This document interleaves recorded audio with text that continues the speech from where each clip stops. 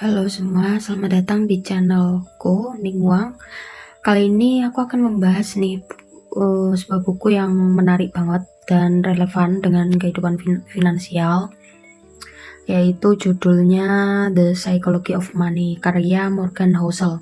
Kayaknya kalian mungkin udah tahu ya, entah dikit atau banyak tentang buku ini.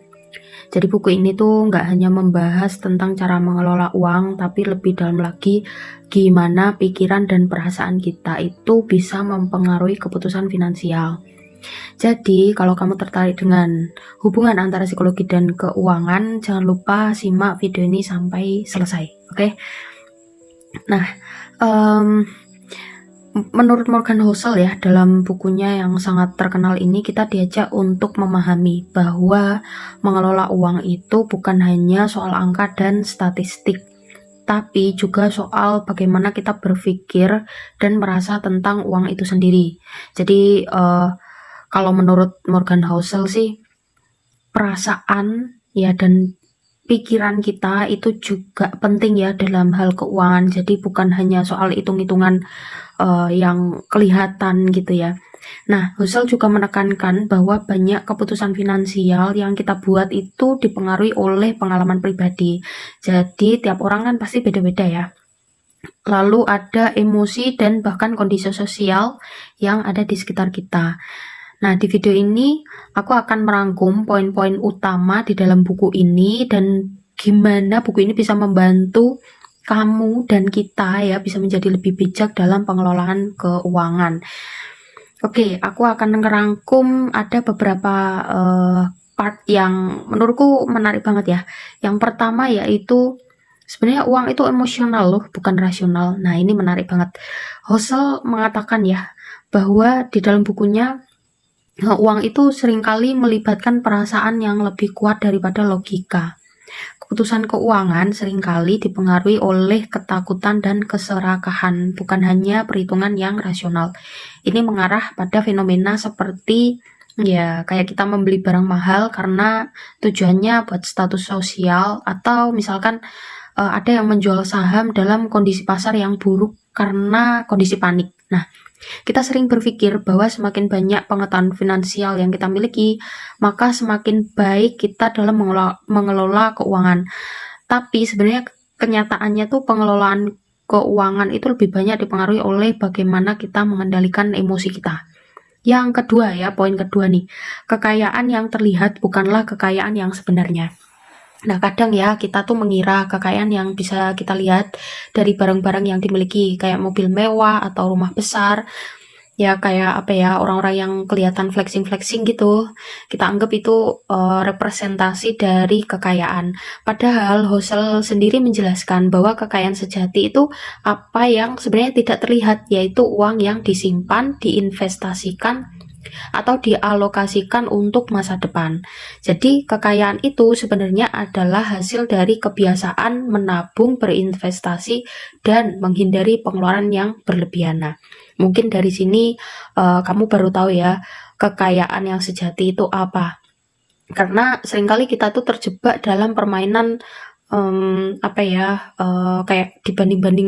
membandingkan diri kita di lingkungan sosial ya. Kadang kita merasa perlu menunjukkan kekayaan kita pada orang lain. Padahal kekayaan yang sejati itu adalah apa yang kita simpan, bukan apa yang kita konsumsi dan kita perlihatkan. Poin yang ketiga, waktu itu lebih penting daripada keahlian. Salah satu tema utama dalam buku ini adalah pentingnya waktu dalam pengelolaan uang. Husserl menjelaskan gimana investasi jangka panjang yang sabar dan konsisten jauh lebih efektif daripada mencoba menghasilkan uang dengan cepat melalui keputusan keuangan yang berisiko tinggi. Kekayaan dibangun lewat waktu ya, bukan lewat keberuntungan atau keterampilan semata. Investasi itu bukan tentang membuat keputusan yang tepat di setiap saat. Ini tentang konsistensi dan keberlanjutan selama waktu yang panjang. Poin yang keempat, keputusan keuangan itu bersifat pribadi. Setiap orang memiliki pengalaman dan latar belakang yang beda-beda, sehingga cara pandang mereka terhadap uang juga beda. Husserl mengingatkan bahwa tidak ada satu cara yang benar dalam mengelola keuangan. Jadi ya, setiap orang tuh pasti punya cara sendiri-sendiri ya, nggak ada yang benar dan nggak ada yang salah. Keputusan yang sesuai dengan seseorang itu belum tentu sesuai untuk orang lain ya, karena nilai-nilai, pengalaman, dan prioritas hidup mereka juga bervariasi ya kan. Keputusan keuangan itu kan benar-benar sangat personal ya, jadi jangan merasa bahwa kamu harus mengikuti apa yang harus dilakukan oleh orang lain, karena ya jelaslah situasi dan tujuan hidupmu pasti bisa berbeda dengan orang yang ada di sekitar kamu. Yang kelima, resiko adalah bagian dari proses. Nah, ini penting. Tidak ada yang bisa menghindari resiko dalam keuangan, baik itu investasi, pengeluaran, atau bahkan menabung ya. Walaupun memang resiko yang jelas banget kayak penipuan atau resiko investasi bodong itu bisa dicegah. Tapi poinnya tuh bukan di situ. Husserl mengajak kita untuk memandang resiko sebagai bagian yang wajar dari kehidupan dan menyarankan untuk selalu siap dengan kejutan-kejutan tak terduga dalam hidup. Memiliki cadangan uang dan perencanaan yang matang adalah kunci untuk menghadapi ketidakpastian tersebut. Jadi nggak ada sih sebenarnya yang bisa menghindari resiko sepenuhnya. Namun yang terpenting adalah bagaimana kita mempersiapkan diri untuk menghadapi resiko tersebut. Nah, kesimpulannya ya, jadi dari buku The Psychology of Money ini kita belajar bahwa uang lebih dari sekedar angka atau instrumen ekonomi. Ya, jadi nggak sesimpel itu. Uang itu bisa sangat terkait dengan perasaan, emosi, dan kebiasaan yang kita bangun sepanjang hidup. Jika kita ingin mengelola uang dengan bijak, kita perlu memperhatikan faktor psikologis yang mempengaruhi keputusan kita. Memahami bahwa kekayaan bukan hanya tentang memiliki banyak ya, dan juga berupa barang-barang yang banyak, tetapi juga tentang kebiasaan menabung dan berinvestasi yang baik, serta menghargai waktu dan konsistensi dalam proses keuangan. Jadi tentang prosesnya juga.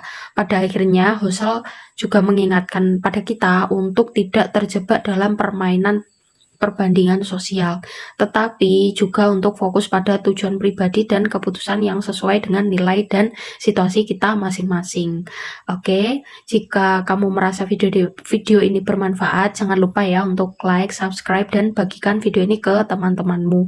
Dan pastikan kamu mengikuti kami untuk lebih banyak konten menarik seputar keuangan, psikologi, pengembangan diri, spiritual, dan lain sebagainya. Terima kasih untuk yang udah menonton. Sampai jumpa kita di video berikutnya. Bye-bye.